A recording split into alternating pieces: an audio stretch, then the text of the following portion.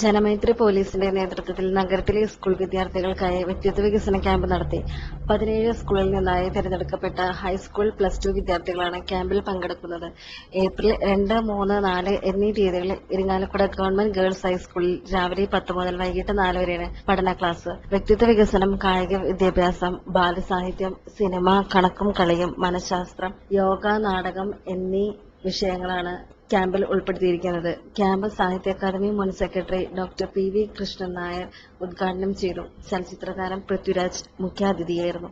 DYSP Muhammad Rafeeq, SI Anoop NA, CI famous Varghese, Saint Joseph college principal doctor Annie Kuriakose, municipal vice chairman K. Venugopal, നവാഗത cinema സംവിധായകൻ Nithin Ramakrishnan, advocate KG Ajaykumar എന്നിവർ ചടങ്ങിൽ സംസാരിച്ചു.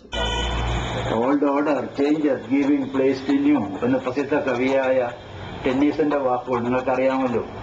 ലോകത്തിലെ ഏറ്റവും പ്രശസ്തമായ കാവ്യപ്രസ്ഥാനമാണ് റൊമാന്റിക് കവിത. റൊമാന്റിക് കവിത എന്ന് ഇംഗ്ലീഷിലും, ഛായാവാദി കവിത എന്ന് ഹിന്ദിയിലും, കാൽപ്പനിക കവിത എന്ന് മലയാളത്തിലും പറയുന്ന കാവ്യപ്രസ്ഥാനമാണ് കവിതയിലെ ഏറ്റവും ശ്രദ്ധേയമായ കാലം. ആ കാലത്തിലെ ശ്രദ്ധേയനായ ഇംഗ്ലീഷ് പ്രസിദ്ധരായ റൊമാന്റിക് കവികളാണ് ആലോചിക്കുന്നത്.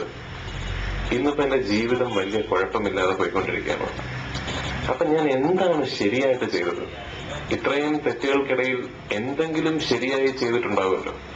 അല്ലെങ്കിൽ വെറുതെ ഒരാൾക്ക് ഒരു കരിയർ, ഇത്രയും ജനങ്ങളുടെ സ്നേഹം, ഒരു പുറത്ത് ഒരു പൊതുജനങ്ങൾക്കിടയിലുള്ള ഒരു പേര്, എന്റെ പേരിൽ അറിയപ്പെടുന്ന സിനിമ, ഇന്ന് തെന്നിന്ത്യയിൽ 3 ഭാഷകളിൽ എനിക്ക് അഭിനയിക്കാൻ സാധിക്കുന്നു. അപ്പൊ ഞാൻ എന്തെങ്കിലും ശരി ചെയ്തിട്ടുണ്ടാവും.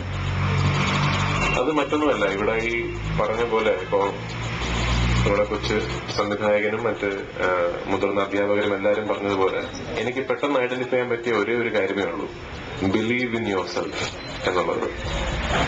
ആരും നമ്മളോട് നമ്മളെ കൊണ്ടൊരു കാര്യം സാധ്യമല്ല എന്ന് പറയാൻ ആരെ കൊണ്ടും സമ്മതിക്കരുത്. എസ്പെഷ്യലി ഇന്നത്തെ